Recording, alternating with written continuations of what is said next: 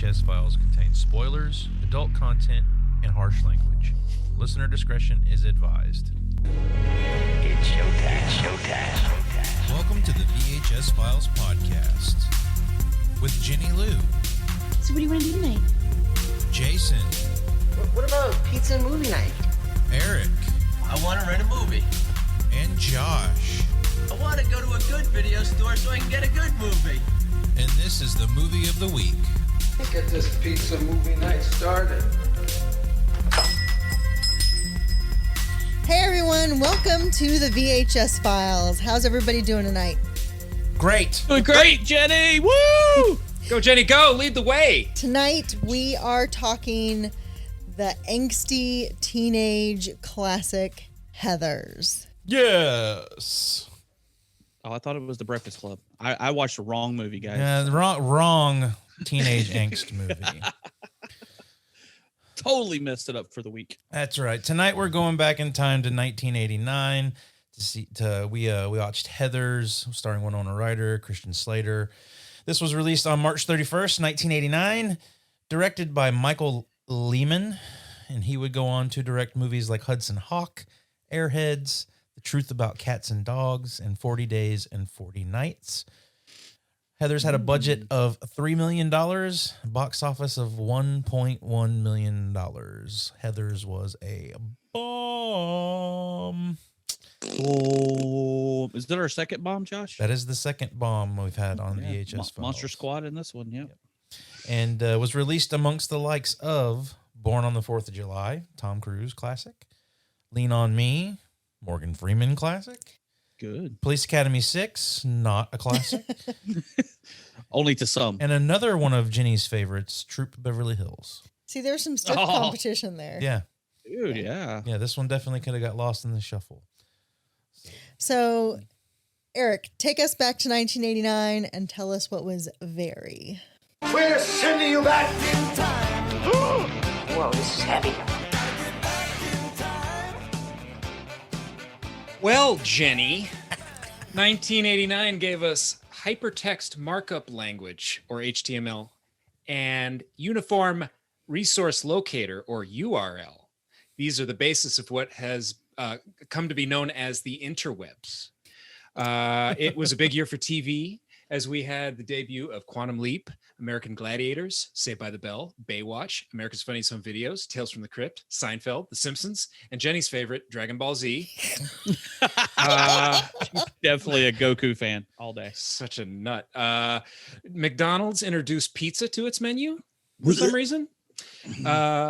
Famously during the Tiananmen Square protests in China, he who has come to be known as Tank Man stood in front of government tanks and refused to move, presumably immobile due to his gigantic testicles.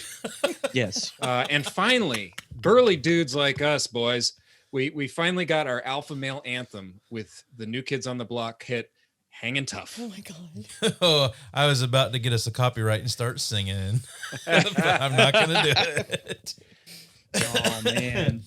We all know the words. It's okay. The movie of the week. All right, so we're talking Heathers tonight. This is one of Jenny's favorite movies of her childhood. And let's watch the trailer real quick. I wanted to be a member of the most powerful clique in school.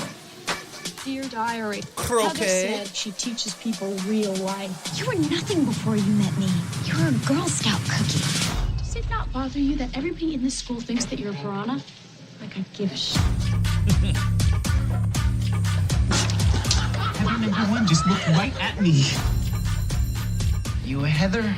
No, I'm a Veronica. I don't really like my friends. I don't really like your friends either. They're people I work with, and our job is being popular. Maybe it's time to take a vacation.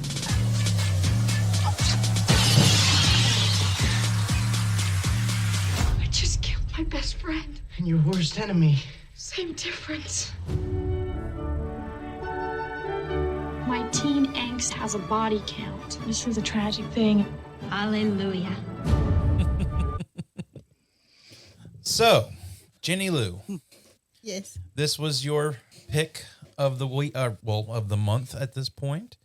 So this is your baby. So you're going to lead us off tonight. Well, does anyone besides me have a childhood memory of this movie? I just watched this. I just watched this for the first time. So We've no. got a virgin.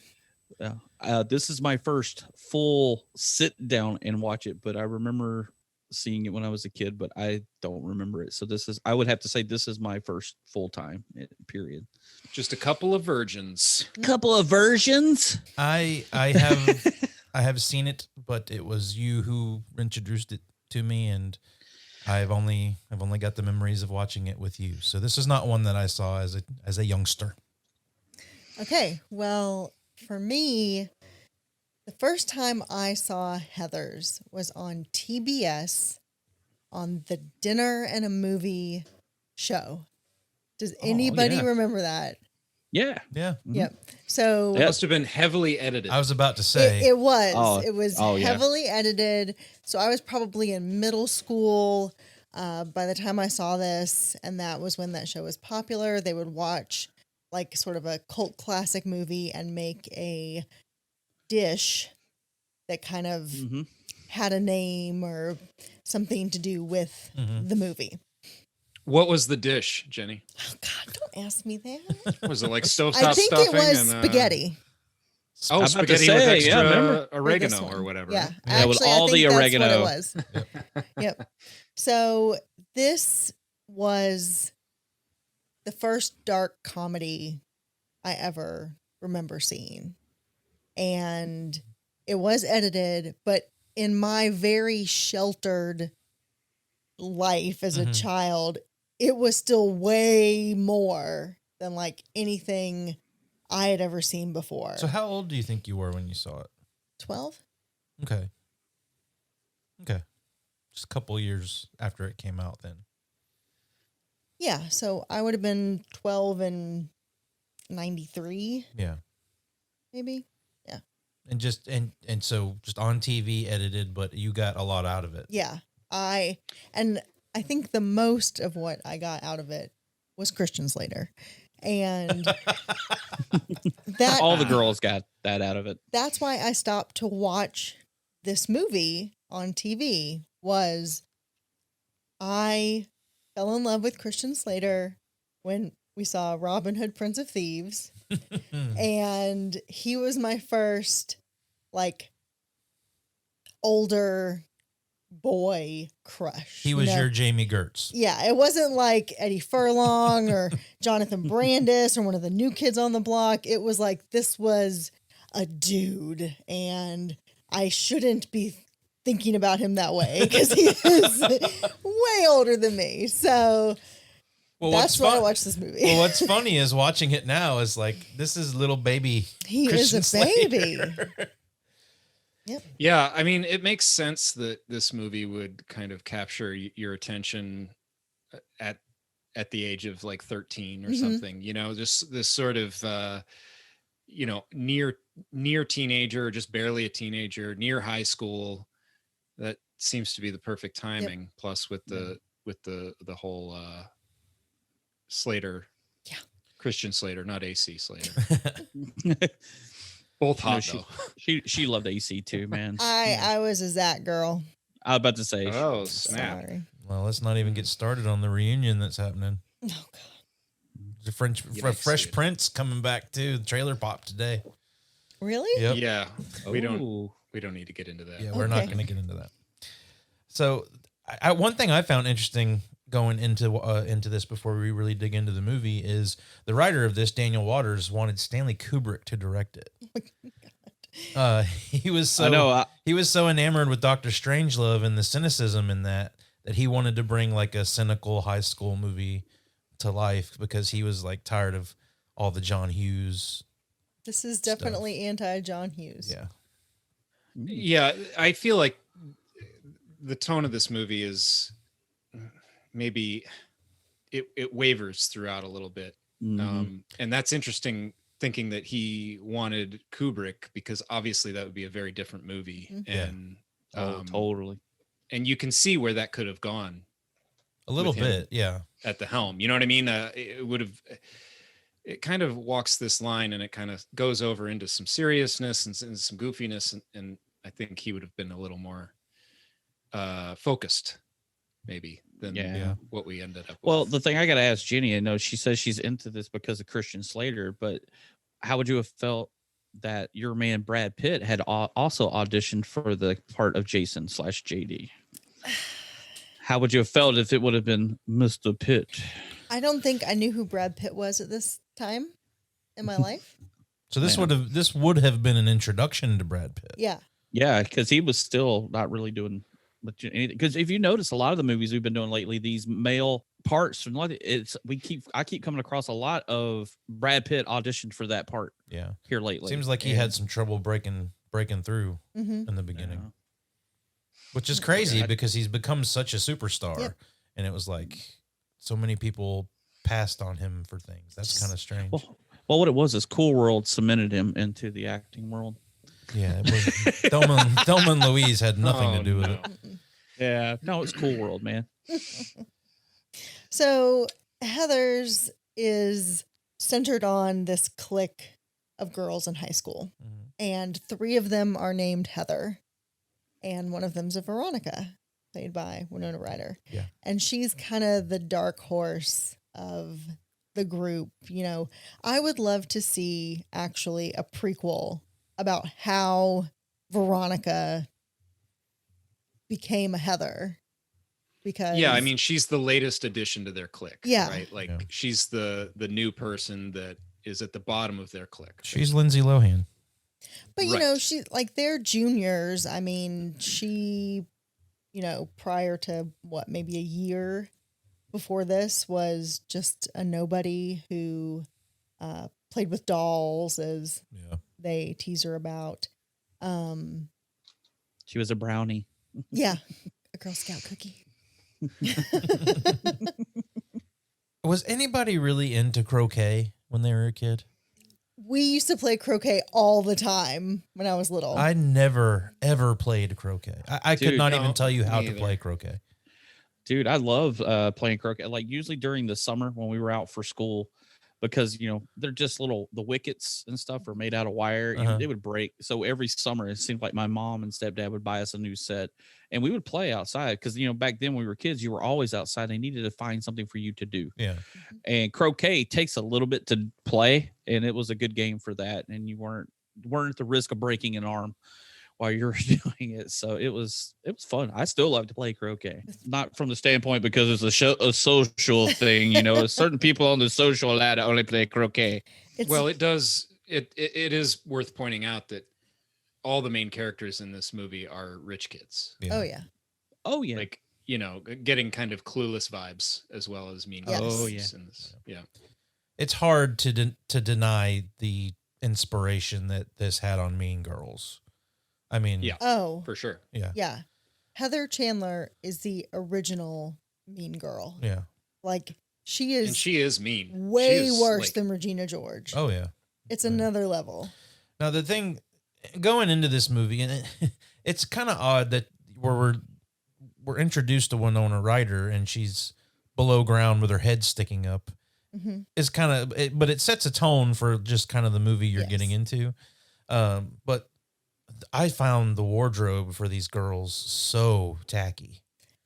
And I'm just going to smack you for that because the wardrobe in this movie is like its own character. I mean, the color coordinating, the red for power from Heather Chandler, like the green for Shannon Doherty's character because she's green with envy. Like there's so much to see in their clothing. Okay, I mean, also it's 1989. Yes, I mean, you know, I mean, it's supposed to be ridiculous. You're introducing me to a side of it that I did not think about. I mean, it might come with you watching it so many times, and I've only seen it a few. But just like, especially Heather Chandler, like this business suit getup that she's wearing. That was the 80s, man. I don't recall that being so big a thing. I don't know. You weren't a rich kid. I guess not. Yeah.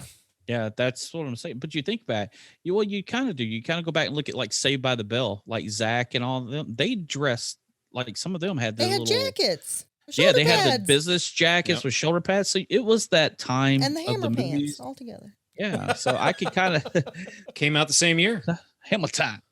But yeah, I could see the wardrobe fitting and everything. But yeah, it's just I don't know. It's weird. It's like they brought Veronica in, but they treat her like she was below them. Mm-hmm. But yet her family they're playing croquet at her mom and dad's house. It's a nice house. They're eating pate. Is that pate? Her family's well off.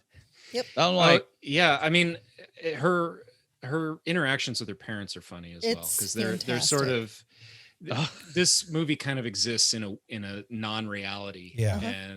And you know, as you immediately see when she's buried up to her neck and they're hitting the croquet balls at her. But yeah, the parents, every interaction with the parents is this bizarre, you know, short, small talk, you know, where I'm they an just make idiot. a quick little, you know, when she says, cause you're an idiot to her dad, when he says, why do I do this? And she says, cause you're an idiot. That actually reminds me of my daughter and I.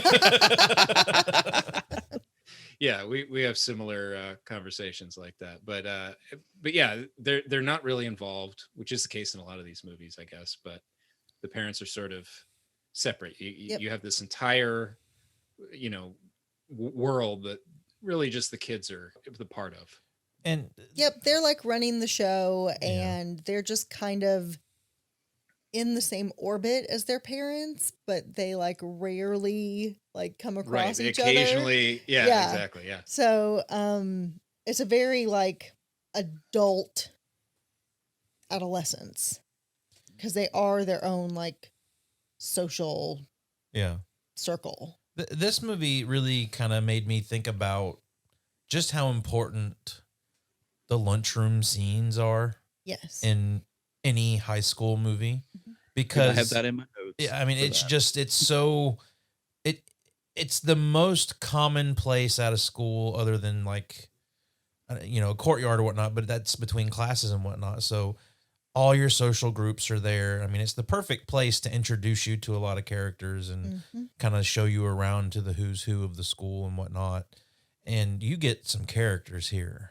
Yeah, I mean, it's the first major scene of the movie. Yeah. You've got Heather Chandler and Veronica doing a lunchtime poll. So they have to go to basically every table, some with reluctance, and ask them the poll question. And in the middle of all this brewing, we find out that Veronica is really good at imitating other people's handwriting. Yeah. And Heather Chandler uses this to her advantage to stir up shit at school and to humiliate people that she deems less than her by getting, this time, Veronica to write a love letter to Martha, who they've so affectionately named Martha Dump Truck. And here we go again. Yep. So she forges this note from one of the football players, Kurt.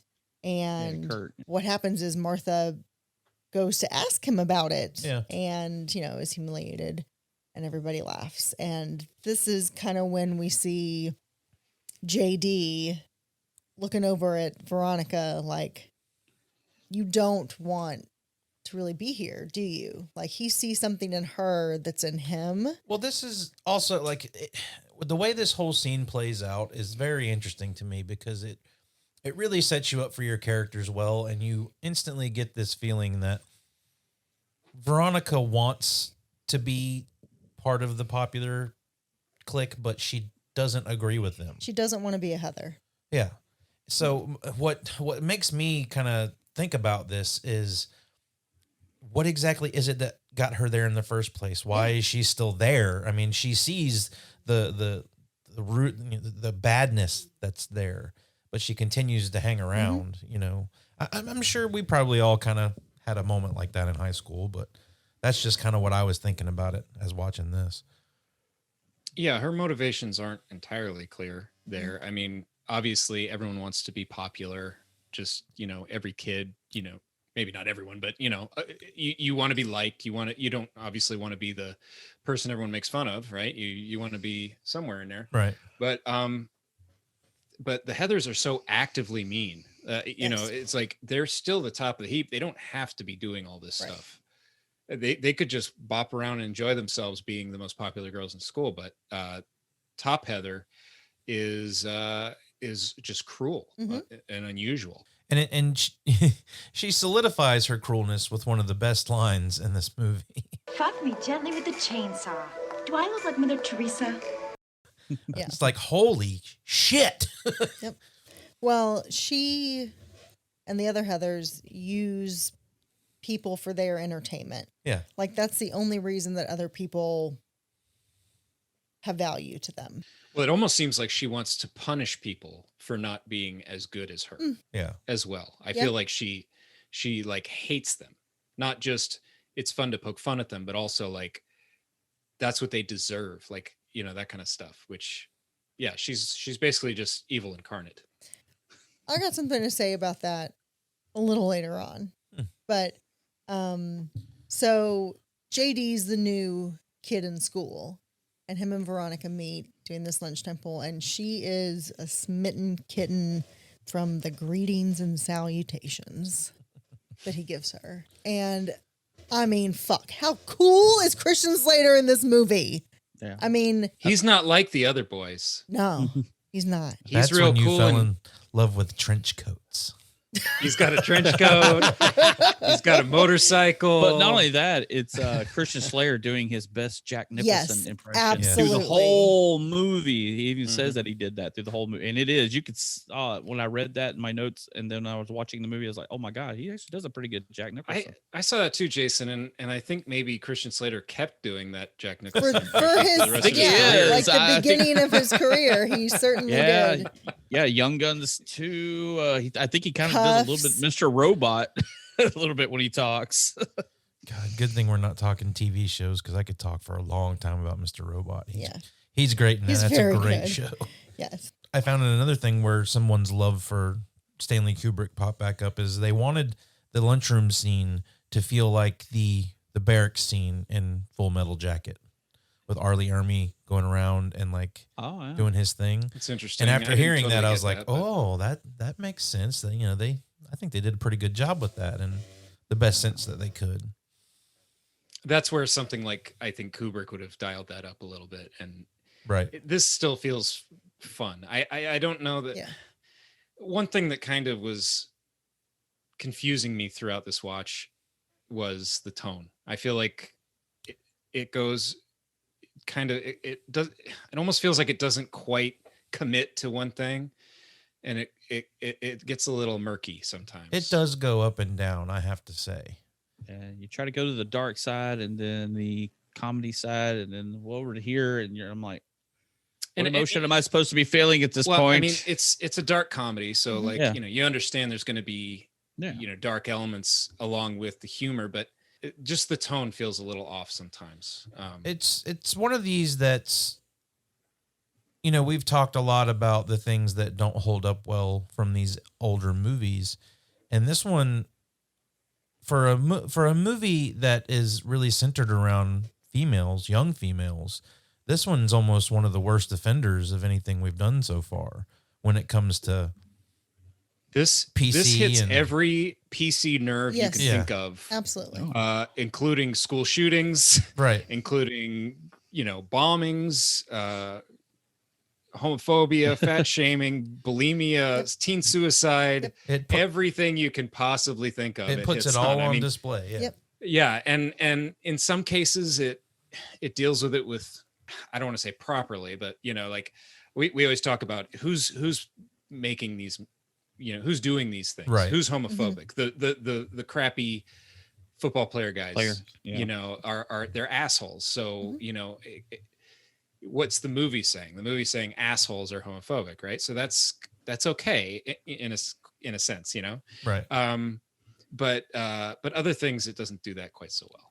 Yeah, it's the fact that was it Ram and Kurt? Is that their names? The football players, and they see Veronica over there talking to JD, Jason, wherever he has 2 names in this movie, but they see them and then they like, hey, let's go over there and mess with this guy. You know, they wanted to go kick his ass, but they wanted to go scare him, and then that's where you get like you just said, the whole school shooting thing, and like this is definitely pre-Columbine and everything else. Yeah, like even when he pulls the gun out and points it at their face, you know, like I said, I hadn't really seen this movie, and I'm like, whoa, this is going to be interesting. Yeah, and then you find out it was the blanks. Well, see, that's the thing, because this is again where I'm talking about the tone, or at least the presentation is like in the beginning when we see her buried up to her neck. I don't see that as being literal. Right.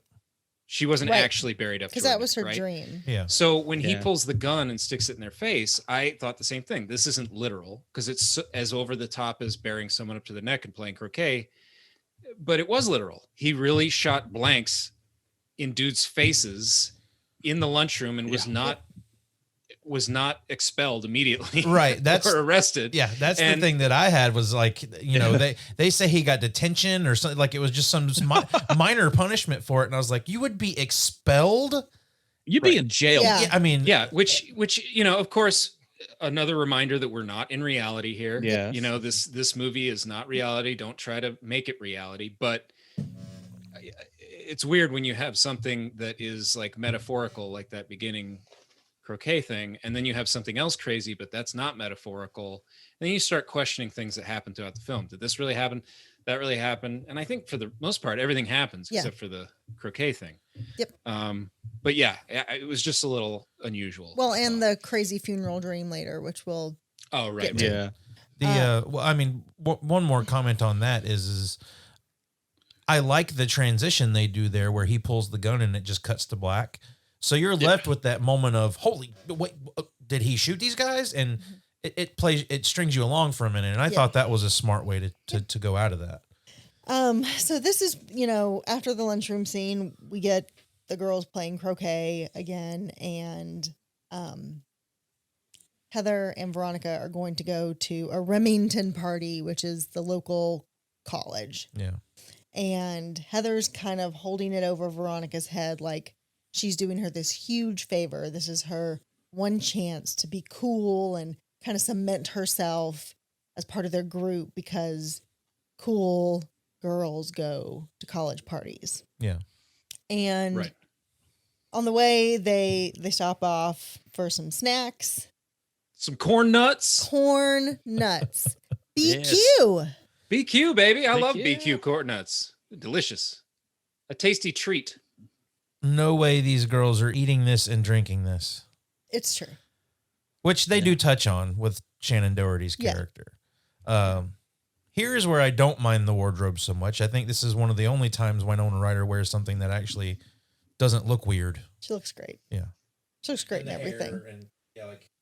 Yeah, she looks great in this movie in general, I think. She's, So they're at this party, and basically the only reason that these dorky guys have invited them here is to exchange sexual favors for their entry to the party, basically. Which Heather is all for. Well, it seems like she's all for. She doesn't love it. She doesn't love it. And I think here is where we really... Oh, is that why he was pushing her head down? Yeah. I mean, I think I think the whole experience left her with a bad taste in her mouth. So... There you have it. Well, and the scene where she's in the bathroom staring at herself in the mirror, like washing her mouth out, she spits her water mixture at the mirror. And, you know, we're talking earlier about how she's pure evil. She is like the classic example of like hurt people. Like she hates herself for, I think, for what she has to do to be who she, you know, to maintain her status. Yeah. Yeah. And that's like a kind of a cool glimpse into like the villain of the story, that it's kind of, she is nasty, but it's because she's so insecure. You're right, and I do like that they put that in there, but it is a sliver. Oh yeah, for sure. Of depth for what is otherwise just because it lasts about that long. Yeah, I mean, you're like the very next moment, and for the rest of the time, she's a nightmare. But yeah, I know what you mean, and that's a good point. It's also kind of a cool parallel to something like we discussed in Monster Squad with Rudy. Like, he's a part of this group because he can't be a part of another group, or, he's just as big of a nerd as they are, only he's a generation ahead or something. It's kind of Heather's position here. Like, she's not the cool girl there. She's the cool girl in high school. Yeah. It's a nice little parallel for something like that. But I see what you're saying. But in that analogy, she's in high school. Those guys at that party are Rudy.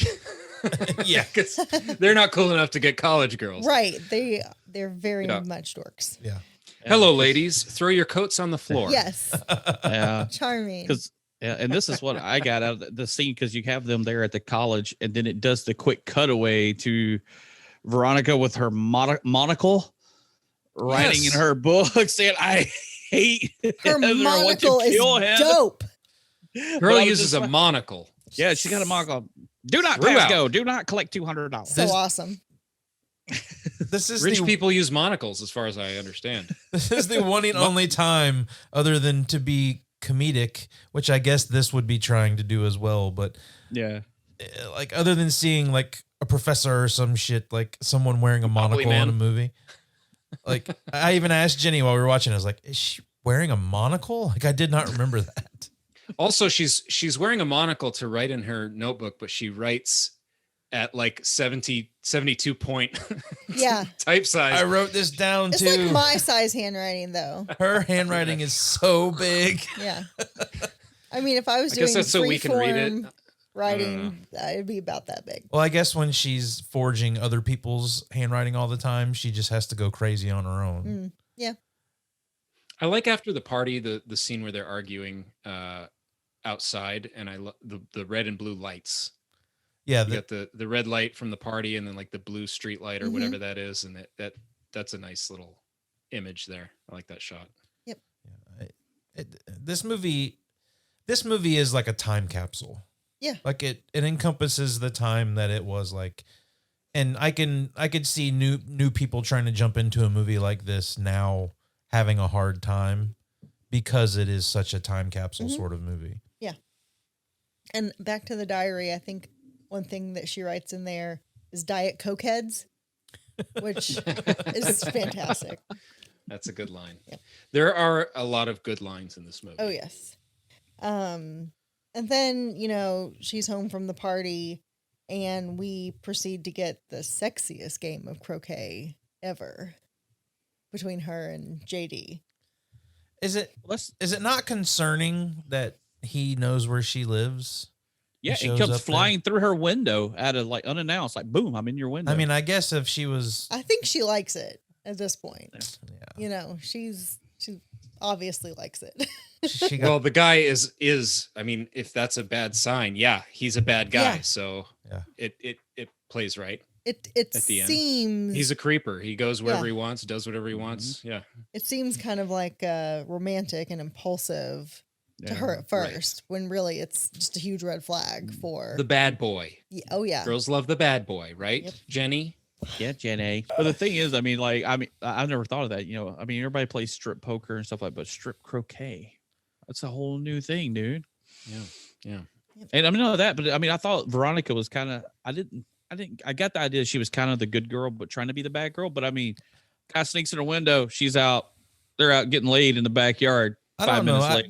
I don't think. I mean, she's drinking at that party. She smokes. She's probably crossed some lines already with these girls just to get into their. Yeah, that's true. That's true. I don't know. I don't think strip croquet is any weirder than strip Monopoly, which we didn't talk about in our Friday the 13th episode. Yeah. I mean, that's right. She's just, following her young instincts. Yeah. She's just so she wants to make the world. She throws up at the party, so she wants to make Heather throw up. Yep. In retaliation. Mm-hmm. And JD's all for this. He she's very gullible for him You don't really see it until now. until they get in the kitchen and they're making this concoction that's supposed to make Heather throw up. Jason's got a blue bottle of something he's drinking. So I'm drinking my hull cleaner Yeah. right now. So we're good. But what's funny about this is they're setting this up, and it can almost be played for an honest mistake. Well, I think it is a mistake on Veronica's part. Well, Yeah, true, she's but not aware of it until after the fact. Right. But he intentionally hands her the wrong. Yeah, he knows that it's wrong, that she picked up the Yep. wrong thing. yeah, she picks up She the also, wrong one. before they get here, she talks about how she wishes she could kill Heather. I mean, she talks about killing, which, you know, I guess we. That's like such a teenage thing to Yeah, say. I mean, that's just I'm gonna kill hyperbole. her, you know. Yeah. Yeah. But how long do you think it would take you to die from drinking like liquid Drano? Longer than that. Yeah. And you Yeah. would throw up. Yeah. Yeah, you're gonna puke. You'd probably just throw it up, honestly. Yeah. Not only that, I mean, somebody hands you something to drink in the morning. I mean, I don't know you guys about Drano. I mean, I have and still do every now and work in a hardware store. That stuff smells horrible. And somebody to hand it to you and you're sticking your nose in a cup. Yeah. I I, think- mean, we're not in a Smell what you're reality here. drinking. Yeah, I mean, it's you gotta suspend belief for a minute, but Yeah, because it is a movie. I almost expected Jason to go, how many of you guys tried to drink whole pipe cleaner?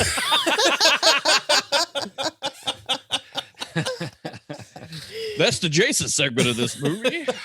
No, hey, we can talk more about that when we get to the Wraith. Oh, okay. that's it's kind of funny though if you say that because What?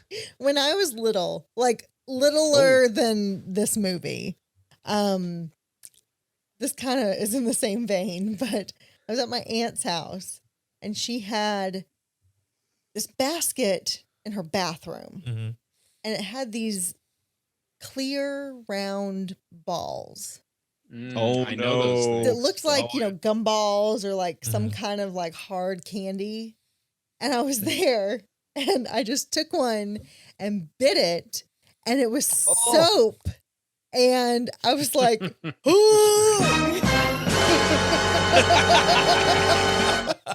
Yuck. so I definitely washed my mouth out with soap. I do like that when they're mixing up the cups before they go up and bring her the drink. When they try to hawk a loogie in the cup and they can't get one, Yeah. they're both trying and they're like, I don't have anything. And Heather even calls them out on it. Would you do Hakalugi in this? Yeah. Yep. And, but the thing is, Heather is so defiant, like that they would challenge her, Right. So she's just gonna go for it. Well, I mean, No the matter whole what. setup too is just And she really. doesn't, she thinks she's invincible. No one would try anything. with But her. if in reality, if someone approached you with a cup with a lid on it, by the way, and then it's like they're patronizing you because it all seems very fishy, but it also could go to show how in Well, her they- own they head break she into is. her house. Yeah, like They just walk into her house and standing in front of her bed. Obviously, everything's fishy, but yeah, yeah. and that's then this and then movie. not I to mean, notice something that's bright blue. Yeah. I mean, I don't think blue Gatorade was even a thing at that point. So if I was drinking something that color of blue, I'd be a little fishy about it. Yeah. But it's really cool when she crashes through the glass table. Yeah. But they do write her a great suicide note. I don't think she would say that. Yeah. And they use 50-cent words.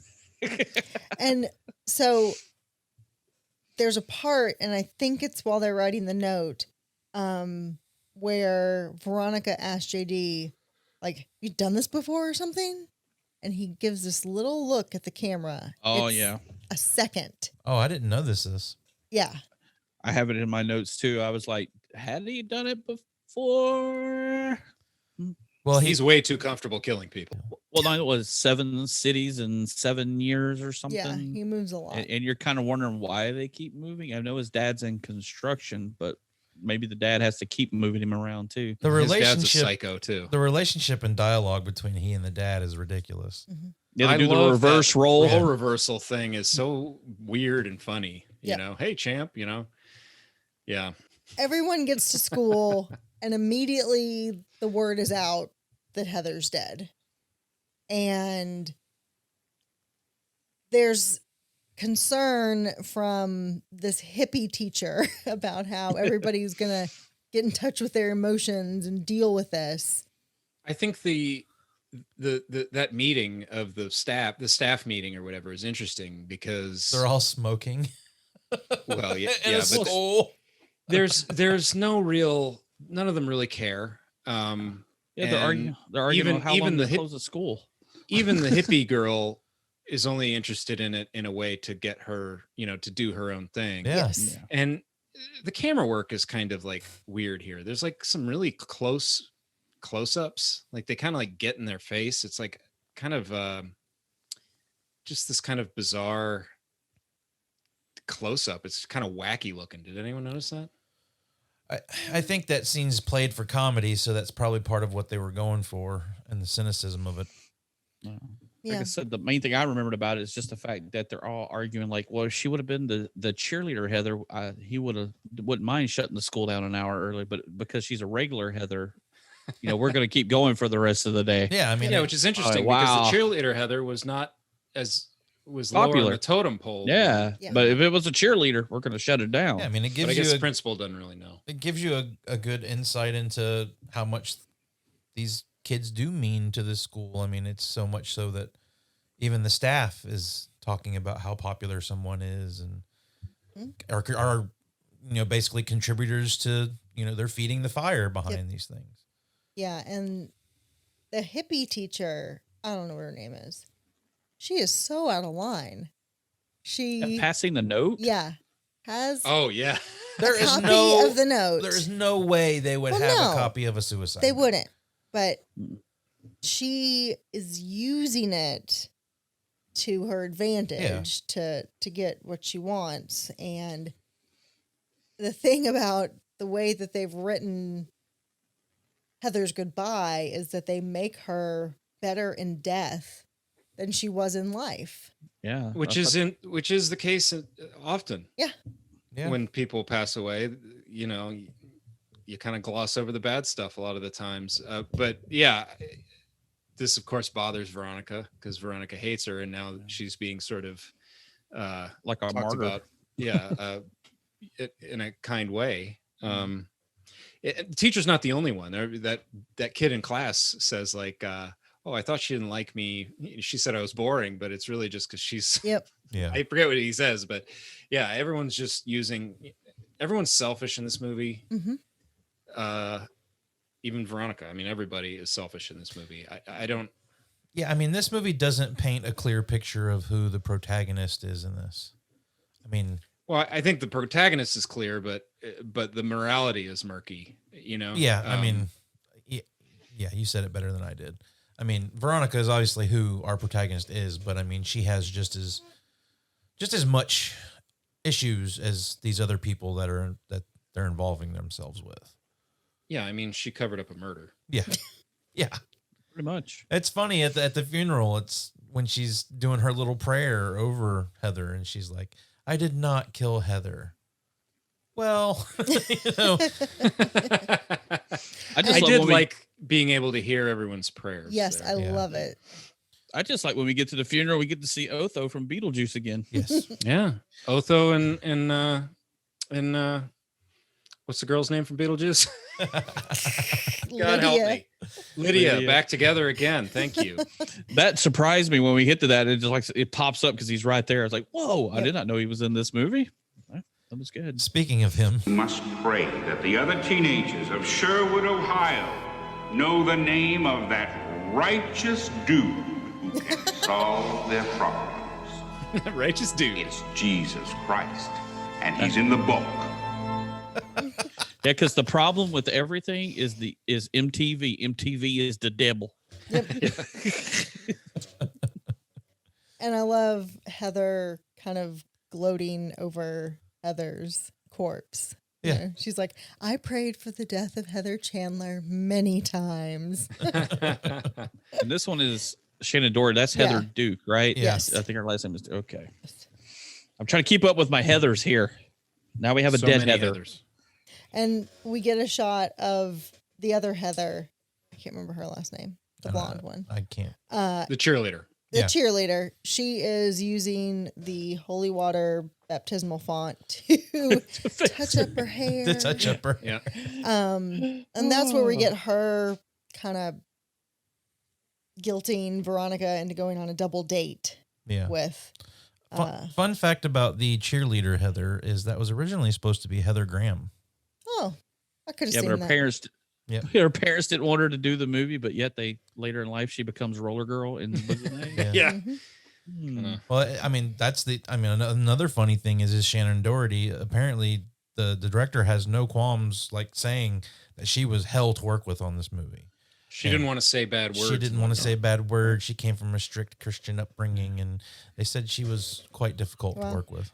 Yeah, they said originally she wanted to be Veronica too. She read for the part of Veronica. And They didn't want her. They made her a Heather. I believe it. I didn't get what I want. See, she already is a Heather.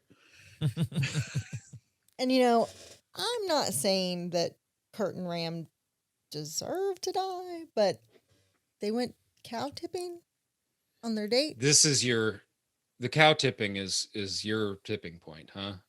I mean, Hey, this is the Jason moment of the show. Who here went cow tipping? Jenny.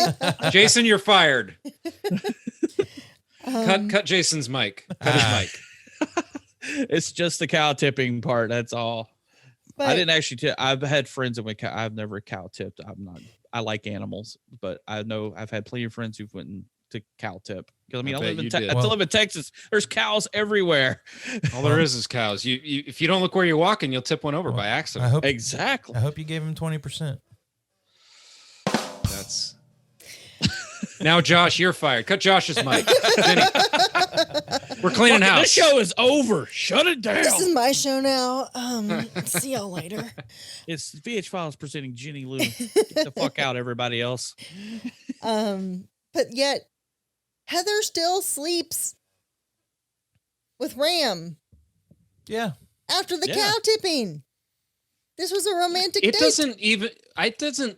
doesn't look like she's into it either. Oh, well, this has happened like multiple times too, because yes. No, I mean, yeah, it looks like he's essentially forcing himself upon her out there in the middle of the cow field. Yeah, these guys are abhorrent and awful. Yes. And they also beat up the nerd, make him say that, say that he's gay or whatever. I can't remember. It tries to make, he says, say that you like to suck big dicks. Yeah, that's what it was. Yeah, I mean, these guys are they deserve awful. What I think they're the male versions of Heathers. Main Heather. Yeah. They're boy Heathers. Yep. The next day at school, though, even though Veronica is saved by JD from this horrible date.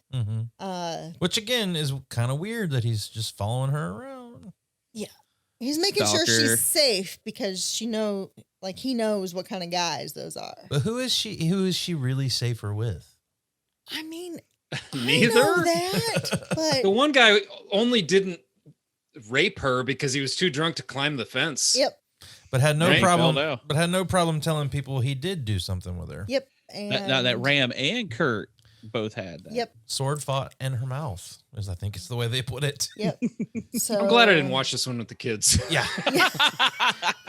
So yeah, they spread rumors about Veronica because she left them, and so then of course she's telling JD all about it, and he concocts a new plan to get revenge on them, which is to set them up to look like they've, Been closeted homosexuals. Yes. And it was a lover's suicide. Yes. And he's telling her about these bullets that they're going to use. This comes back to me saying she's gullible. And she is. Yeah. Because he specifically asks her, do you take German? Yeah. And she says, no, French. Then he says, okay, these are Ich Lüge bullets, which translates to I'm lying. Oh, really? Yeah. Oh, So if she there would you have go. said, "Oh, I do take German," he would have been like, "Well, these are Vissoise Or something, yeah, bullets." something like he, would have. These are changed the fakey boo boo story. bullets. Je me poo poo bullets. Mean you're So full of shit. basically, they're supposed to, kind of knock him out for a little while, break the skin, and it'll be a big joke. Yeah, because we all know about these bullets that shoot out of real guns They're- that only break the skin a little bit and they knock you out. You know those bullets, you guys? They're No? German. Me either. Oh. The Germans are known for just playing nice pranks on people. JD Yeah. says later, and I agree with him. You say she's gullible, but she's all too willing to do these things, and I think she's very much an accomplice in these murders. Oh, this is And where she she can I mean, play like she's been tricked by him, but I don't feel that way. Well, frankly. he's extremely manipulative, Oh yeah. and he's very effective at it.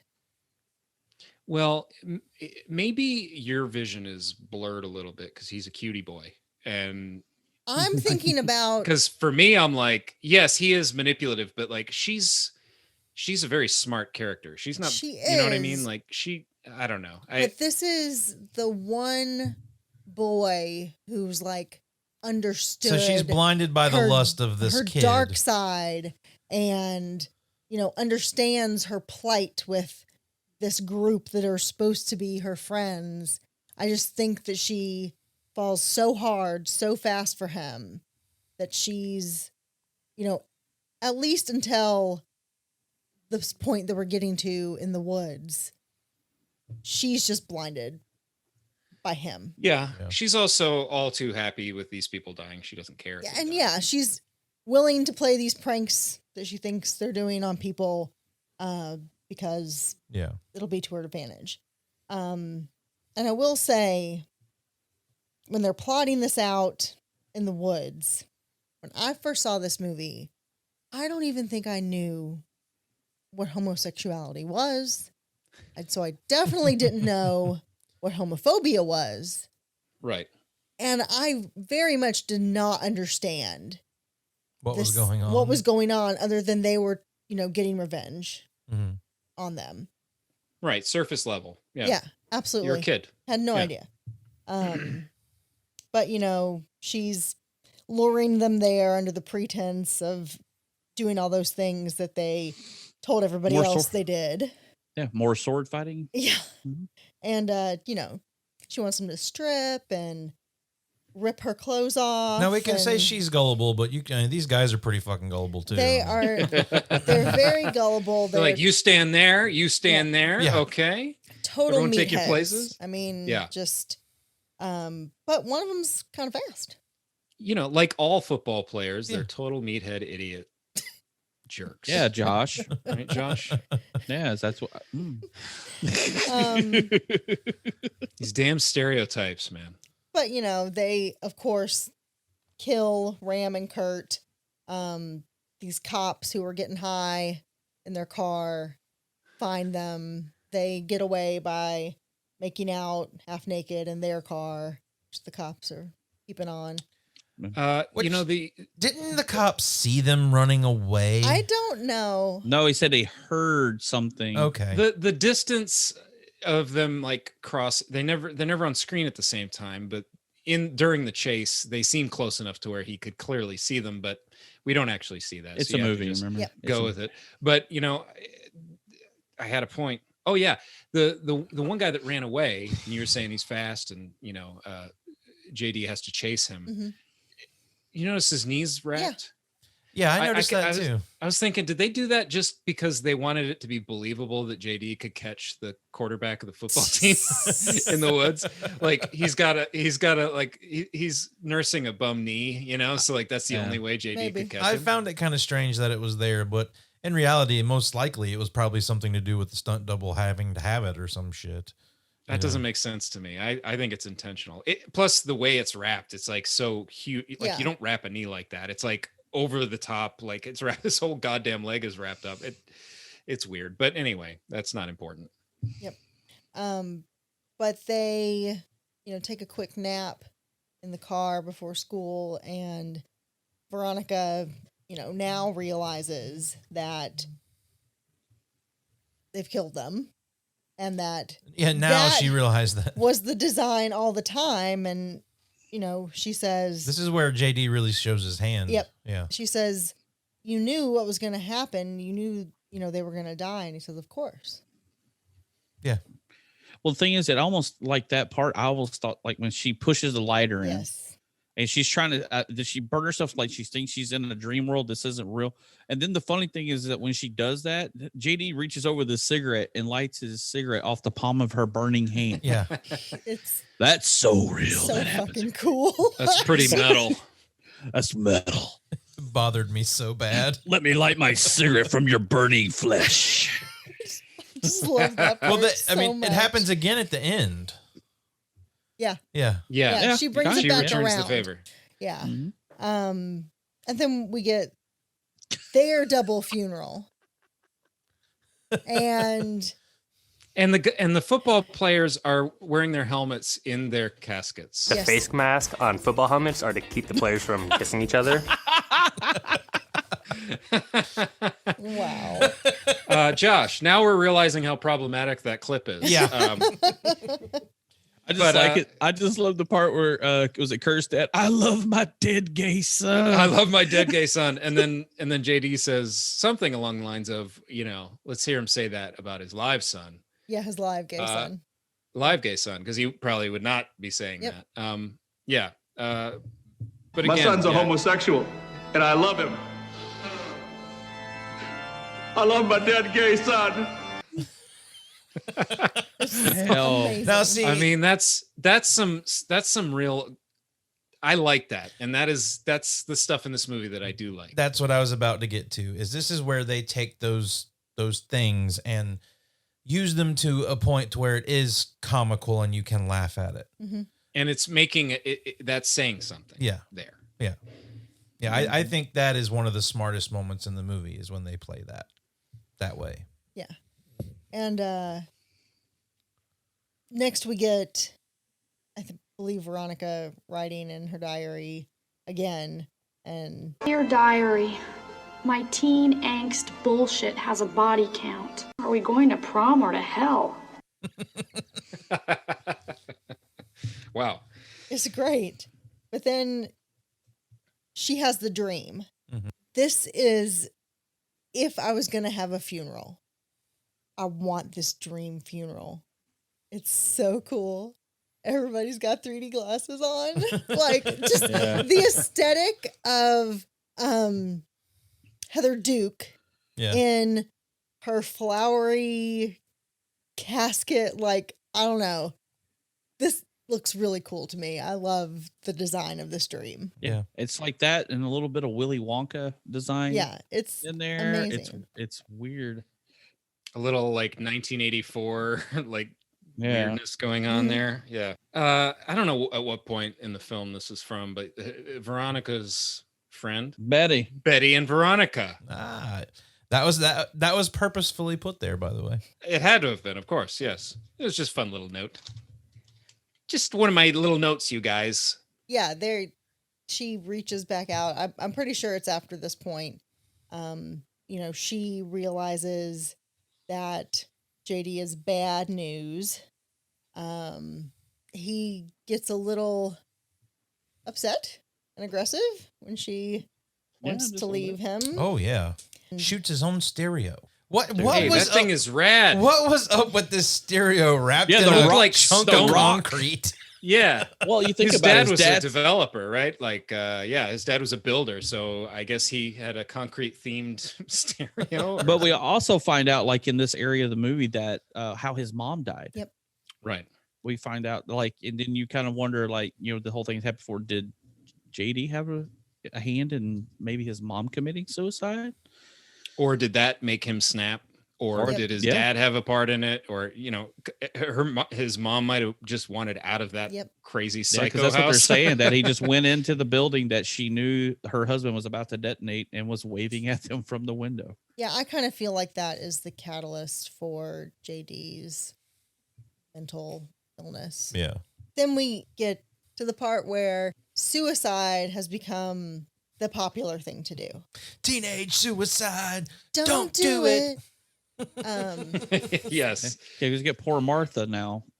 After she's been picked on, and I guess she's going. Well, and you have the hippie teacher. All the cool kids are doing it. Capitalizing on this, saying, oh, we've had a second tragedy, let me do this now my way. And, she goes with the pretense of having everybody open up about their feelings and becoming, closer. And she's really invited all the TV crews so she can get national attention for herself. And it's just goes to show, like, a recurring theme of the movie about, like, how fake and surface, like, everybody is in high school, basically. Like, really, like, the popular kids in high school and, like, whatever kind of personality you take on, it's not always who you are. Like, well, I think and JD even says it at some point that this is our society or whatever. I'm forgetting his exact words, but I think they're talking about everybody, the adults, the kids, they're all fake. They're all, it's all bullshit. It's a very cynical movie. Yeah. And I mean, they all use the deaths of others to their own ends. Right. They start thinking of suicide as a very casual thing that is even up for debate. Like, killing yourself is one of the most important decisions that a teenager can make in their lives. Like, you want to think a lot about it. I mean, that is not how you approach suicidal tendencies. And all I wanted was a Pepsi. And so, Veronica is seeing all this. She kind of decides to try to go back to her roots. Well, she tells JD she's not. I mean, we have one little fiasco that happens, and then she's like, "I'm done." Yeah, she's done with him. She's playing croquet with Betty Finn. They're, reminiscing about the good old days. Yep, and I do think that Veronica genuinely has some regrets about the trajectory that her life has taken, even pre-murder.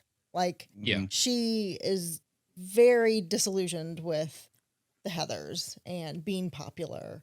And I think that's how she allows herself to be really pulled into JD's web. Yeah.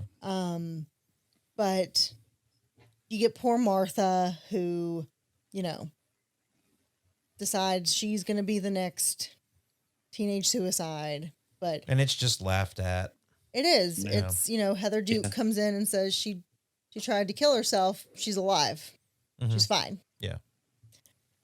Yeah, I mean, she even failed at being popular because that's what they had to do to be popular. And then she even the sucks other at killing herself. Yeah, and then you got the other Heather trying to kill herself too. It's like all of a sudden it's like everybody just wants to commit suicide. Let's find different ways. Yeah, the likelihood of them hearing her on the radio at that exact moment is a little. Yeah, that's kind of thin. No, I don't think so. Strong. I'm going to disagree with you, Josh. Really? Well, they even say she knows we listen to this. Like, yeah. I mean, I remember listening to the radio about the same time every night back in the day. Well, all right, Eric. All right. Well, I guess I'll go fuck myself. I know before the episode, Josh always tells us not to disagree with him. If you guys disagree with me, you're fired. But then, yes, the other Heather tries to kill herself too. And Veronica saves her life. Veronica saves her. She says, I wasn't trying to kill myself. And she says, what were you trying to do? Sleep? She had a lot of pills in her mouth. She had a lot of pills. Oh my God, dude. That was crazy. Yep. Because she pushes her mouth like, but this leads to her, saying I'm done with JD, but this also goes to show just how manipulative JD is. Because he knows the psyche of these girls, so he just worms his way right over to Heather Duke and plants that seed for her. Yeah, because she's now the new number one Heather. Yeah. She has the bow now. She took the bow. Yep, she's got the power. One bow will rule them all. And she starts changing her color palette. Yeah. To become the power Heather. And then we get, Veronica's parents are concerned about her because JD comes over and says, I think Veronica's going to kill herself. Yeah. Because he's laying the groundwork, he's going to kill her. Yeah. He's absolutely going to kill her. And, despite how impractical this next bit may seem, I love the suicide hanging fake out that she does. We know Jason tried this. And we've already talked about it on the Goonies. I was about to say, this is our second movie with a fake hanging. Yeah. But her mom comes in and sees her after JD says, well, I was coming up here to kill you. Coming up here to kill you. He monologues his entire plan. Yeah. I thought when I was watching it, I thought she was maybe had a recorder or something, or, like a way to record him. Cause that would have been that, you turn it into the stoner cops and you're done. Would have been a lot easier. Would have been a lot easier than what she went through. But I love the moment with the mom, and she walks in, and that's the weird, quirky humor in this movie. She walks in, she finds her daughter hanging, seemingly dead. And then Veronica casually lets herself down and was like, oh, what's wrong? And her mom just kind of, it's weird. Nobody reacts. Well, Jenny, you've seen this. What was it her mom said to her? Remember? It's like, I'm so sorry I didn't take you to whatever or something. Yeah, and that's all she has to say about her dead daughter. Hey, gotten her some lessons she wanted or something. Right. She wanted to get that guilt off her chest real quick. Yeah. I was like, whoa, that's all you have to say. No, everyone just cares about themselves in this movie. Yep. Meanwhile, when all this is going on, as Josh said, JD has cleared the way for Heather Duke to be number one Heather, and he has a favor he's going to ask her, blackmail her for, because he has photos of her and Martha when they were little being friends. And he wants her to sign a petition, get everybody else to sign it, have big fun, the teenage suicide. Suicide. Don't do it. Come to their school, play their prom. But he reveals to dead Veronica that really what they signed was a mass suicide note. Because he's going to blow up the school. Well, he's good at it. That's what his dad does, is demo buildings. Yep. So he's obviously good at it. He knows how to blow up a building. You see him over there, like, got his nice little dynamite wad and putting detonators on it. I mean, the kid's pretty intelligent. Yep, he definitely knows what he's doing. Yeah. And Veronica's out to stop him. I love their confrontation so much. I love when she blows his finger off. She blows his fucking finger off. And that's as he's his middle finger. He's pointing his middle finger at her. Or not, you know what I mean? It's a good shot too, because the way they pull it off, it looks flawless. It looks really good. And I thought you were going to say it was a good shot because she shot his finger off. Well, I mean, that's that too, but she couldn't hit the football player in the woods from the 10 feet away. With that small gun, now she's shooting with a large caliber gun. She's one finger. Dirty Harry's gun. The 44 Magnum, the most powerful handgun ever. The old hand cannon. Do I feel lucky? But the whole school's at a pep rally, and they are completely oblivious to what's happening. I like how the tension builds upstairs with the pep rally and the drums and the stomping and the cheering, and that's kind of picking up speed as our climax is happening in the boiler room underneath. That's kind of a nice parallel. Yeah, I even like the stoner chick under the bleachers lights her match right next to the dynamite. Yep. It just starts like oblivious to there's a stick of dynamite like on every rung on the bleachers. Again, like you said, they're oblivious. I was probably paying half attention when this was happening, but there's the dynamite under the bleachers, and then there's the dynamite in the boiler room. And from what I can tell, they're not wired together. No, he has a remote detonator because his dad does demolition. There's a dropped line where she says, "Oh, you're clever because you're gonna something about the foundation. You've got the dynamite up there, and you got this down here, and it'll be like a chain reaction to." Yeah, because it's how his dad did it when his mom died. He blew the bottom, and it detonated the ones above it. Gotcha. Because of the way it went. So yeah, that's right. That's how he knows that, because how his dad does it. But she shoots him. He's flailing around. Stops the clock on the bomb by sticking his switchblade in it. It's a random series of events to where it falls to where that knife just hits the cable and stops the timer. Yeah. But Veronica's had it. She's exhausted. She looks like shit. Yeah. And she yes, she does.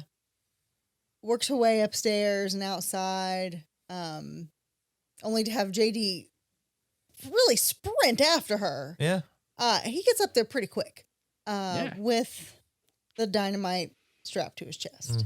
And he's, sacrificing himself, killing himself rather than killing everybody. And she's just standing there to watch. She puts the cigarette in her mouth. I almost thought that he maybe, because I thought he said something about then that we'll take out the both of us because of where he was standing. I almost thought like he thought that the bomb that he had made would kill both of them. It did seem like he was closer when they're talking and they're kind of that switching back and forth. But then when they pull out and show the front of the thing, he's a decent distance. Still, I wouldn't want to be that close to dynamite going off. Yeah, but. and I love the fact he's a great bomb maker, and then the timer sticks and he has to like hit it. Yeah. Like, oh wait, sorry. Okay, it's like Dark we're gonna go now. Joker. It's like Dark Knight when the Joker's bomber thing doesn't go off. But she is like she's like Yosemite Sam or something, or oh dude, Wile E. Coyote. Wile E. Coyote for sure, definitely. And she's all covered in soot and her hair's blown back like a cartoon. Yep. So that's actually something I wrote down. Is there are lots of Looney Tunes like moments in this movie, for sure. Like just stuff that you would normally see in like a what's the chicken's name? Foghorn Leghorn. Foghorn Leghorn sort of shenanigans, and that's just what I got out of some of the comedic scenes in this. Yeah, it's definitely Wile E. Coyote and Roadrunner and Yosemite Sam, Elmer Fudd type stuff. And then after all this, she walks in the school. She looks like crap and runs into the other Heather, right? Yep. Takes her bow. Takes the power. Says, Heather, my love, there's a new sheriff in town. Which is one of the great quotes in this movie. Well, since you mentioned quotes, you're going to need a bigger quote. Jason, what were the taglines for this? Oh, I think I only found two. It's best friends, social trends, and occasional murder. And then another one's called A Killer Comedy. That's a little weak. Both of those are, but I searched, and that's the only two I could find as actual taglines for the movie. But I wonder how many movies were at one point given that tagline. A killer comedy. A killer comedy. I mean, the list has to be long, dude. Yeah. But my favorite quote that I had out of this was, they all want me for a friend or fuck. That Heather said toward the beginning of the movie. I was like, damn. I've got some quotes. Yeah. Lay it out, Eric. I've got some quotes. Well, there's the hello ladies, throw your coats on the floor. There's when the football player is praying at the funeral, he says, Jesus, God in heaven, why do you have to kill such hot snatch?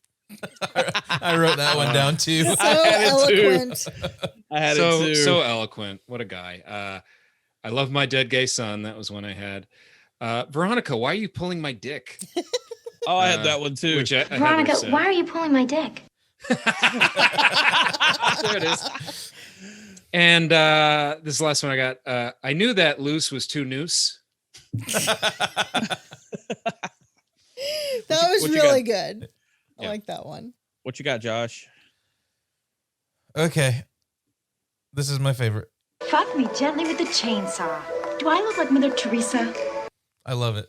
That's my favorite. And since Jenny's the fan, what you got, Jenny?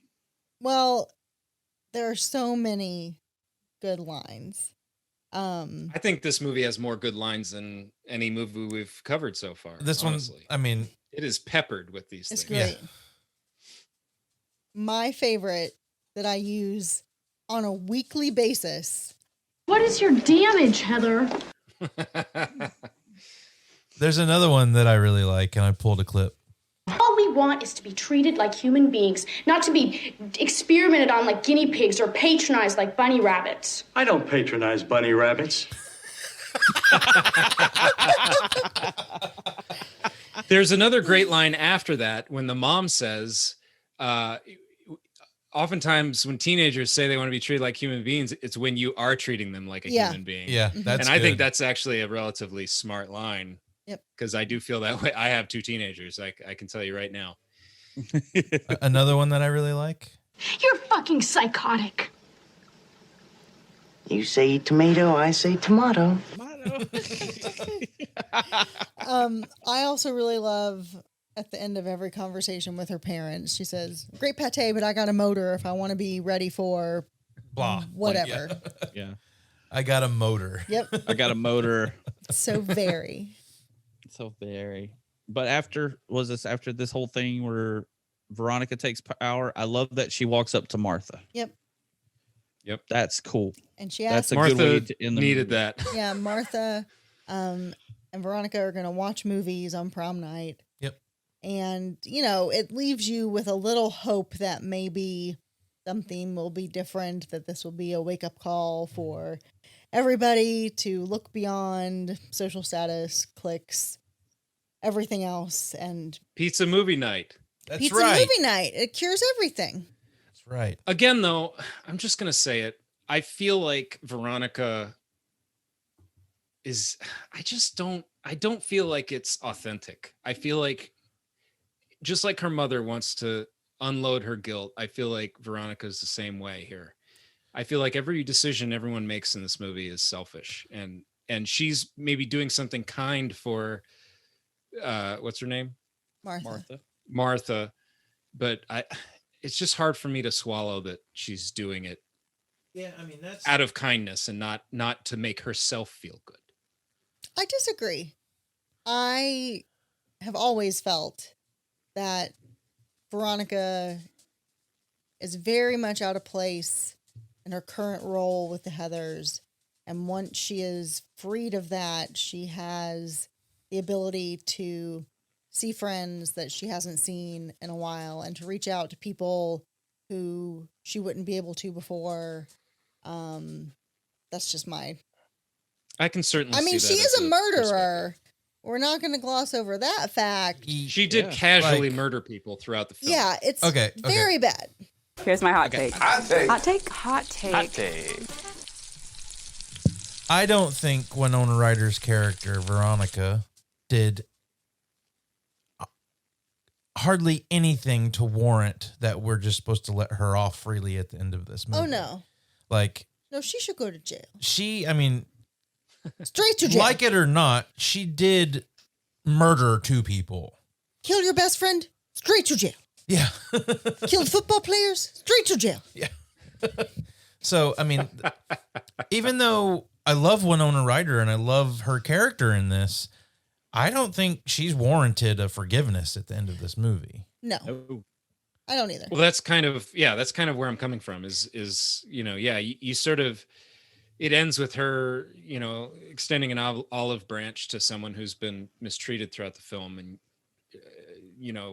surface level it's kind of like, happy ending, but no, I don't know. I feel like this movie is cynical and I'm going to be cynical with it at the end here. Yeah. It's almost like a drug addict going to help another drug addict when they haven't been through the program.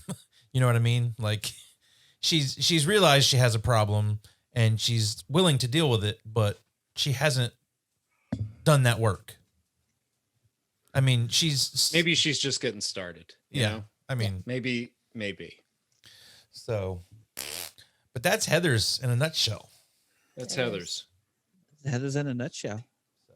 Let's do some Almost Famous. Almost Famous. I know that dude. I don't know them. I know her. Haven't you ever heard of that guy? What's his name? That guy who was in that movie that was out last year. Making his second appearance on Almost Famous is Mr. Glenn Shaddix. That's who I have. Otho from Beetlejuice.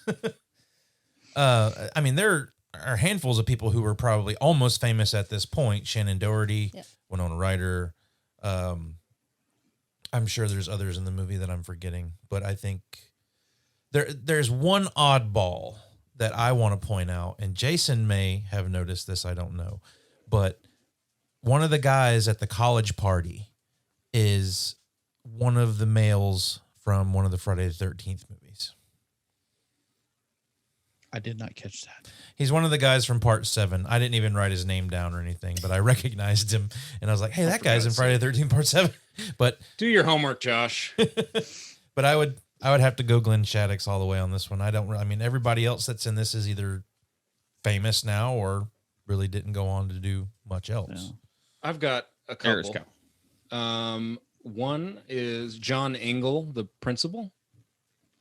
He was in Death Becomes Her, which Josh hasn't seen. Nerd. He's in RoboCop 2. He was in a ton of television. General Hospital.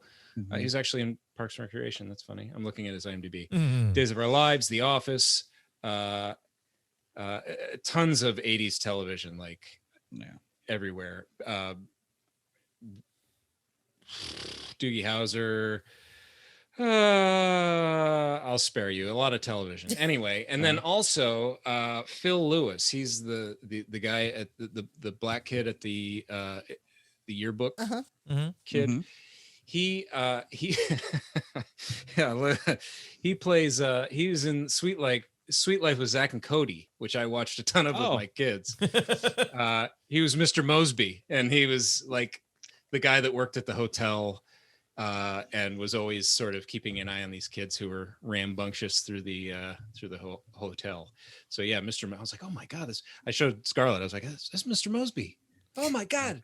Anyway, Mr. Mosby. I have a question for the group. All right. Well, we know all these other people, but we have three people that actually went on really to do something, which was Winona Ryder, Christian Slater, and Shannon Doherty. How would you list those three?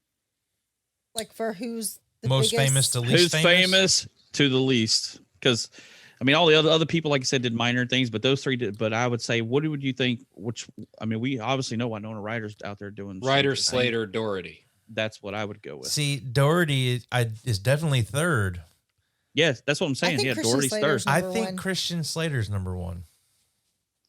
Well, I know you think Christian Slater's number one, Jenny. That's right. Yeah, we all know. We know that. We learned that right up front. Sure did. I mean, if we were judging, it depends on what we're judging upon. I mean, just outright, I feel like Christian Slater is more famous and has probably done a lot more I feel than like Winona he's Ryder. worked more consistently through life. Yeah, you might not have seen him and everything, but Winona Ryder kind of disappeared for a little while. And she had a rough patch, personal. Her shoplifting. Her shoplifting accident or incident. Shoplifting. Leave Winona Ryder alone. Hey, I love Winona Ryder. No, I mean, I do. I love Winona Ryder as well, and she's made a resurgence in recent years. But I would definitely have to say Christian Slater is number one. Did y'all think about Christian Slater being in Sherwood here and being in Sherwood and Prince of Thieves as well? Yes. Did that cross your mind? I did not think of that. I didn't either. Sherwood. Well, Sherwood. Let's do some good, bad, and the ugly. The good, the bad, the ugly. Who wants to start? I'll start. Go for it. The good, Winona Ryder and Christian Slater. They're a lot of fun in this movie, and I like them. Bad, uneven tone. I really put a lot of work into that one. Uneven tone. I just feel like this wasn't a clear vision. I feel like it just kind of gets... I don't know. Sometimes it's really over the top, and I actually like that stuff. And then sometimes it pulls back, and sometimes I don't know. It just, for me, it threw me a little bit. But if they would have gotten Kubrick, it would have fixed everything. Well, Would have probably been a lot less funny, though. I kind of feel like if this movie was made today for the first time, don't remake Heathers. This is a proclamation. They've already tried to with the TV shows and the Broadway musical. Don't remake Heathers. The tone might be a bit more even, because I really feel like this was one of kind of like the first of its kind of a teenage movie that really like brought in these super adult issues and went dark and was gritty in parts and like also was funny. Like nowadays, someone would have no problem writing that and putting it together. You do make me think about what came before this, and I'm not sure time-wise as far as like what did this movie do that was new, you know, because some of the elements we've talked about teen movies and high schools and things like that. I mean, I'm sure this is taking things from inspiration from other things, but I think the dark. I'd have to look into that. I think the dark tone in high school was a fairly new thing at this point. I mean, it was John Hughes era. Yep. But again, my issue is not the dark tone. It's more the uneven tone. Yeah. Right. Anyway, I'm going to start my ugly before somebody says, Eric, you're ugly. Sorry. I don't want to be called ugly again. My ugly is just, it hasn't aged well with the homophobia stuff. And again, at times it actually plays that correctly, I think, but other times not so much. School shooting, bombing stuff is touchy and now because back then you didn't have this. So it just hasn't aged well, no real fault of the film. And teen suicide is treated pretty lightly. Again, you're in a kind of a hyper reality, so it's hard to judge it on that. But I don't know. I think some of that stuff just hasn't aged well as far as a modern day viewing goes. That's it for me. Jason?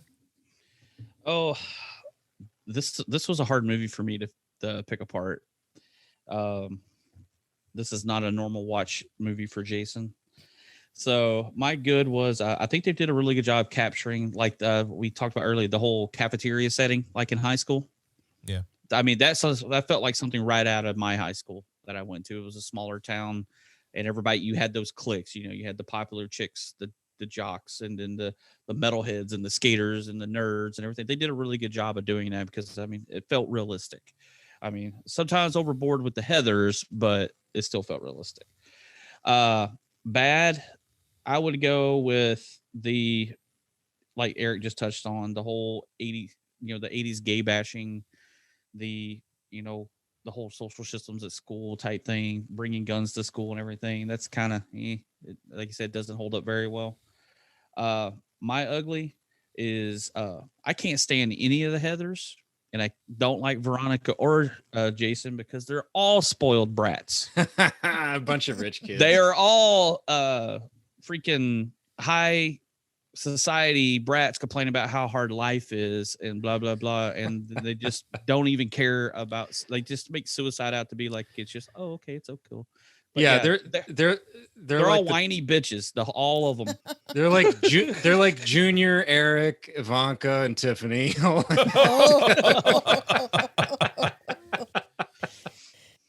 But yeah, that's my thing. Yeah. Mine are very similar to Eric's, and some of Jason's too. The good Christian Slater. Yeah, he good. I'm sorry. When we were watching this, that boy tasty. It pans over Jenny's to him sweating in the over here. cafeteria the first time. It was like the first time I saw this movie. I mean, He's got the vapors. ooh, yeah. Is it hot in here? Ooh. Also, I'll add to that. I think the fashion and just the look of this movie in general, like the way that they playthings in her dream sequences, like the kind of very like dramatic overkill of all the things that are in their reality. I like very much. The hippie teacher is terrible. The glamorization of suicide and capitalizing on a tragedy. Ugly is all the things we always talk about: homophobia, eating disorders, and this one coming up, and fat phobia. Josh. My good, the bad, and the ugly. The good is Winona Ryder. I think she is very good in this. Yep. I don't necessarily like her in this movie. I mean, I realize she's the protagonist and I'm rooting for her in a sense in this, but I don't think she's a good person. But I think Winona Ryder plays the part very well. So she would be my good. My bad is the fashion. Sorry, babe. Well, he'd already mentioned it earlier. I just, in looking at it from your viewpoint, I can understand, but I didn't pick up on that looking at it. Maybe I just didn't want to see it. You're a dude. But I don't know. The fashion doesn't work for me. And the ugly is, I mean, just the movie is very mean-spirited in general. Oh, yeah. And I don't know. I mean, I like dark movies. I like dark comedies. I like almost the more fucked up you can give me, the more I like it. But something about the mean-spiritedness in this just was like it just made you feel a little icky.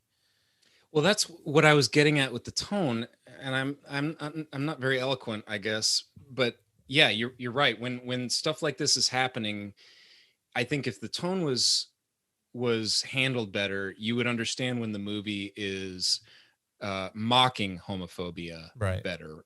When you'd understand when it's making a statement, when the satire would be more clear, and it gets it's hard to tell sometimes what it's saying. Is it saying this? Is it not? What, so yeah, I see what you're saying there.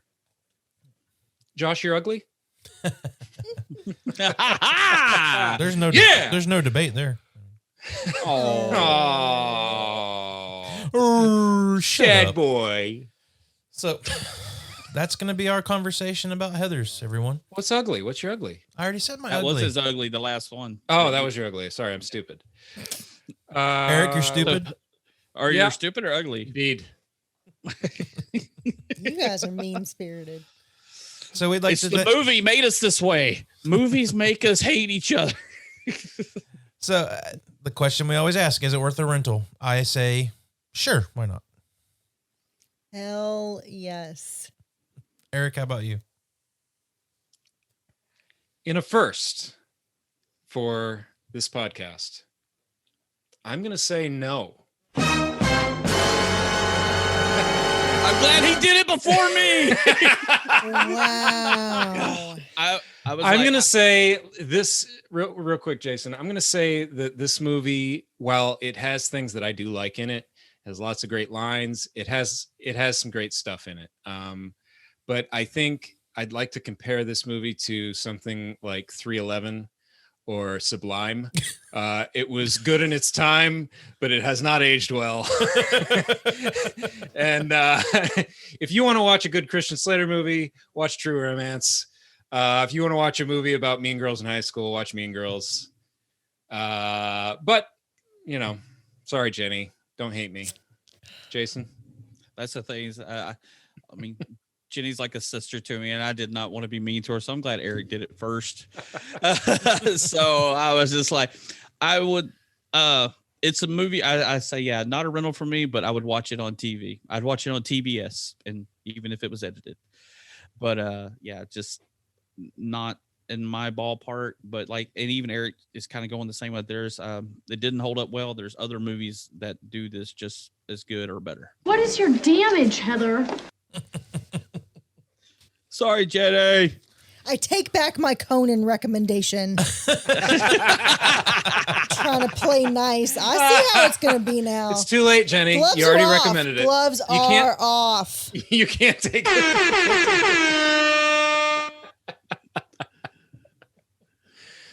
Oh, Jenny, I'm sorry. I think that's going to do it. for episode 11. Don't listen to these jokers. We have just divided the room. So no Christmas presents for us, Eric. Ladies out there, go watch Heathers. Don't listen to these dudes. Hey, I recommended it. You did. I love you for that. I said watch it on TV. I just wouldn't go spend the money to rent it. I would watch it on TV. So we're going to leave you with that tonight, ladies and gentlemen. This is our first little mix-up of some difference of opinion here on the VHS Files, but that's why we do this. That's why we like to have these conversations and get together and talk about it. Exactly. We would like to thank everyone who's been interacting with us on social media. We've seemed to have a little bit of a spike on Twitter here lately, so we're enjoying that. And we will be coming back to you guys next week with a fun little movie called Planes, Trains, and Automobiles. We're going to get into some Steve Martin, John Candy. Yay! And I'm excited to talk about some comedies. I don't think we've actually done a straightforward comedy yet, have we? I mean, Ghostbusters, yeah. Little Beetlejuice, comedy horror. Yeah, this is just a plain comedy. Yeah, right. Yeah. Straight comedy. So that'll be exciting to do a little bit of a change of pace for us here for a little bit, and then we're going to get into the Christmas season, and we plan on doing a handful of Christmas movies for everybody for the December month. Christmas time. And New Year's Eve will be. I'll go ahead and we do promise this. we won't let Jason do that again. Oh yes. I'm going to go ahead and our New Year's Eve episode will be Die Hard. Oh, is it a Christmas movie or time to piss off the internet? That's right. And Bruce Willis. We're going to piss off Bruce Willis. So we're going to kick off VHS Files is going to kick off the new year right with a debate on whether or not Die Hard is a Christmas movie. But that'll do it for us tonight, everyone, and we will be back next week. And until then, be kind, rewind. Good night. Night, bye. Get the fuck out. It's over. You've been listening to the VHS Files Podcast. Watch a few movies, take a few notes. If you like what you heard, please subscribe and drop us a rating and a review wherever you get your podcast. It was fun. Email us your comments, questions, and movie suggestions at the.vhsfiles@gmail.com. I've seen one too many movies. Follow us on Facebook at VHS Files Podcast. Don't you blame the movies! On Instagram at vhs.files. Movies don't create psychos! On Twitter at VHS_files. Movies make psychos more creative! And head over to our YouTube channel at the VHS Files Podcast for more content. Thanks for listening. I haven't been able to see. So disappointed. I feel the anger coming change through the here, camera. I can't see Jenny. Oh God, I feel the daggers. The daggers. She's forging my suicide note right now. Damn it, I wish I came up with that joke on the podcast.